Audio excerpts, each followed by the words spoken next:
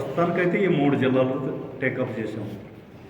ఈ 3 జిల్లాల నుంచి నేను ఎంత చేయగలను, ఎంత సక్సెస్ఫుల్ అయితే దాన్ని బట్టి ఒక్కొక్క అడుగు ఇంక ముందుకెళ్తూ ఉంటుంది. సో మనకి టైమే చెప్పగలదు. అంటే 2 తెలుగు రాష్ట్రాలకి వరకు నేను వెళ్ళగలనా లేదా, వెళ్ళాలన్న కోరికతో అయితే దిగాను. అంటే యాక్చువల్గా సమర్పణ స్టడీ సర్కిల్ పెట్టి మీరు చెప్పినట్టు చాలా మంచి ఫలితాలు అయితే వచ్చాయి. మన నర్సీపట్నంలో అంతకాలం 10-12 సంవత్సరాల పాటు కంటిన్యూగా కోచింగ్ సెంటర్ నడపడం అనేది నర్సీపట్నంలో తక్కువే, అంతగా లేదు. అయితే దాన్ని అర్ధాంతరంగా ఆపడానికి ఒకటే కోవిడ్ కారణం.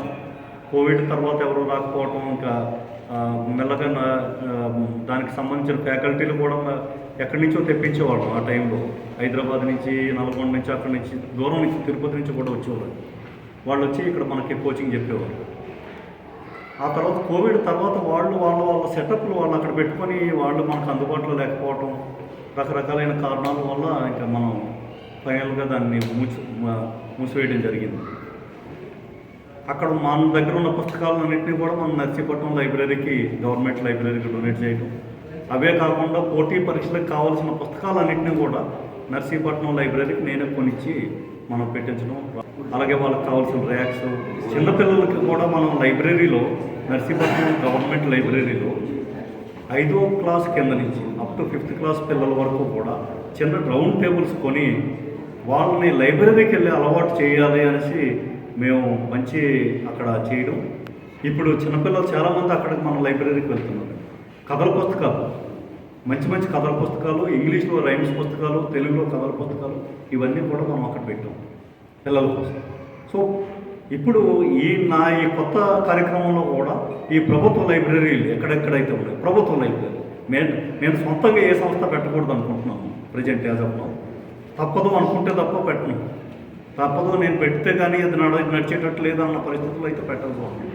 అదర్వైజ్ సంస్థ పెట్టకుండా ఇలాగ ప్రచారం చేసుకుంటూ తిరుగుతూ అవేర్నెస్ తీసుకొస్తూ లైబ్రరీలని అక్కడ లోకల్ వాళ్ళ సపోర్ట్ తోటి లైబ్రరీలని అటు మన స్కూల్ పిల్లల్ని వీళ్ళందరినీ స్ట్రెంత్ చేయడం కోసమని ఇది ఆలోచిస్తుంది. అలాగే ప్రతి లైబ్రరీ ఎక్కడెక్కడైతే గవర్నమెంట్ లైబ్రరీ ఉందో లైబ్రరీకి పిల్లలు చిన్నతనం నుంచే, అంటే 5th క్లాస్ ముందు నుంచే పిల్లలు అక్కడికి వెళ్ళే అలవాటు ఒకటి నేర్పాలి అని దానికోసం అదొకటి నా ప్లానింగ్లో ఉంది. నేనంటూ ఒక సంస్థకి లిమిట్ అయిపోకుండా సంస్థల నుంచి నేను ఫ్రీగా ఉండి నేను ఓపెన్గా ఇలాగే రావటం, ఒక్కొక్క టైంలో ఒక్కొక్క ఏరియాలో తిరగటం, ప్రచారం చేయటం, దీనికి కావాల్సినంత పిల్లలకి ఏ సపోర్ట్ కావాలంటే ఆ సపోర్ట్ బేస్ నేను ఒక ఆఫీస్ అంటూ ఒకటైతే పెట్టుకుంటాను. పెట్టుకొని పిల్లలు ఎవరెవరైతే క్లాస్కి వెళ్ళాలనుకుంటారు, నీట్కి వెళ్ళాలనుకుంటారు, లేదా పర్సనల్గా నాతో మాట్లాడాలనుకుంటారు, వాళ్ళందరికీ నెంబర్స్ ఇచ్చి లేదా మెయిల్ అడ్రస్ ఇచ్చి వాట్సాప్ మెసేజ్లు పెట్టమని వాళ్ళకి గైడెన్స్ కూడా ఇచ్చే ఆలోచన అయితే ఉంది. సో ఇది ఒక ఉద్యమంలాగా తీసుకెళ్ళాలనుకుంటున్నాను తప్ప ఒక సంస్థ పెట్టో దేనికోసమో కాకుండా అలా చెప్తాను. ఏ దేశం అయినా కూడా మీరు తీసుకోండి, అది జపాన్ కావచ్చు, జర్మనీ కావచ్చు, ఫ్రాన్స్ కావచ్చు, అభివృద్ధి చెందిన దేశాలు ఏమైనా కూడా అవి అభివృద్ధి చెందడానికి ప్రధాన కారణం భాష. నేను 2017 ఆ ప్రాంతంలో జపాన్ వెళ్ళాను. జపాన్ వెళ్ళి ఫిజిక్స్ బుక్ మా అబ్బాయి కోసం ఫిజిక్స్ పుస్తకాన్ని ఒకటి కొనాలని నేను షాపుల చుట్టూ తిరిగాను. ఇంగ్లీష్ మీడియంలో బుక్ దొరకలేదండి టోక్యోలో. నాకు ఇంగ్లీష్ మీడియంలో నాకు అక్కడ ఫిజిక్స్ బుక్ అనేది దొరకలేదు. సరే ఒక ఫోన్ ఒకటి తీసుకుందామని ఫోన్ కోసం వెతికాను. అక్కడ ఫోన్లన్నీ కూడా జపనీస్ భాషలోనే స్క్రిప్ట్ అయ్యాయి. మరి అటువంటి దేశం ఎంత అభివృద్ధి చెందిన దేశం అండి. వాళ్ళ ప్రతిదీ మాకు వచ్చిన స్టేట్, మన కంట్రీ హెడ్ డిజాస్టర్ మేనేజ్మెంట్కి కంట్రీ హెడ్ మాకు ట్రైనింగ్ ఇవ్వడానికి వచ్చి ఆయన జపనీస్ భాషలో మాకు ట్రైనింగ్ ఇచ్చేవాడు. మీకు ఎలాగ అర్థమైందని మీరు అడగవచ్చు. వరల్డ్ బ్యాంక్ మాకు ఏం చేసిందంటే ఒక ట్రాన్స్లేటర్ పెట్టింది. ఆ ట్రాన్స్లేటర్ మాకు ఇంగ్లీష్లో చెప్పేవాడు, ఆయన పెద్ద ఆయనేమో జపనీస్లో చెప్పేవాడు. మేము లంచ్ టైంలో అడిగాము, ఏంటి సార్ మీరు అంత పెద్ద ఆయన, మీకు ఇంగ్లీష్ వస్తుంది కదా అంటే, ఇంగ్లీష్ మీకన్నా నేను బాగా మాట్లాడుతున్నాము, కానీ ఇక్కడ మేము కావాలని మేము ఎప్పుడు కూడా ఇంగ్లీష్ని యూజ్ చేయకుండా జపనీస్ భాషలో మాట్లాడుతాము.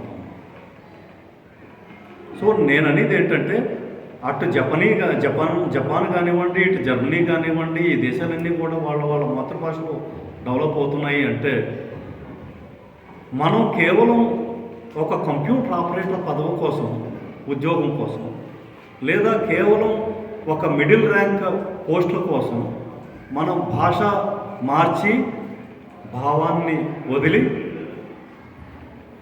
వేషాన్ని మార్చి, ఆలోచనని వదిలి ఈ విధంగా చేసింది ఎంతో కాలం నిలకడగా నిలబడదు.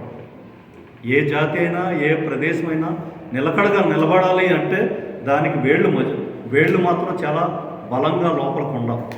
భూమిలో వేళ్ళు బలంగా లోపలికి ఉన్నప్పుడే అది పెద్ద చెట్టు వృక్షమై మనకి పండు కాయేస్తుంది. మన 8th, 9th, 10th చదివే పిల్లలు తెలుగులో మాట్లాడట్లేదండి. టీచర్లు తెలుగులోనే చెప్తున్నారు కదా, అదే నేను కావాల్సింది. అది రాను మళ్ళీ తెలుగులోనే వెళ్తున్నారు. వాళ్ళు ఎటు తెలుగునే ఆశ్రయిస్తున్నారు, అటు టీచర్లు కానివ్వండి, ఇటు పిల్లలు కానివ్వండి. నేను ఇక్కడ ఇంగ్లీష్ని తరిమి కొట్టండి అని నేను అనట్లేదు. ఇంగ్లీష్ సహాయాన్ని మనం తీసుకుంటాం. ఇంగ్లీష్ నేను అనేది ఏంటంటే మనకి సవతి పోరులా ఉండొద్దు అంటున్నాను. ఉన్నదాన్ని బయటికి నెట్టేసి అది వచ్చి ఊళ్ళో కూర్చుంటానంటే, ఇంట్లో కూర్చుంటానంటే నో, అది కరెక్ట్ కాదు. అది తోబుట్టులాగా ఉండాలి అంటున్నాను. నేను అనేది ఏంటంటే తోబుట్టులాగా ఉంటే ఇంగ్లీష్ మంచిది, సవతిలాగా ఉంటే నాకు వద్దు. ఇది నేను చెప్పే భావం. ఇటువంటి అవేర్నెస్ ప్రోగ్రామ్స్ అవి కండక్ట్ చేస్తున్నాను. ఇక ప్రతి నెల 1-2 కార్యక్రమాలు ఎక్కడో దగ్గర పెట్టడం. ఈ కార్యక్రమాలు దానికి సంబంధించి ఎంతమంది వీలైతే అంతమంది వస్తారు.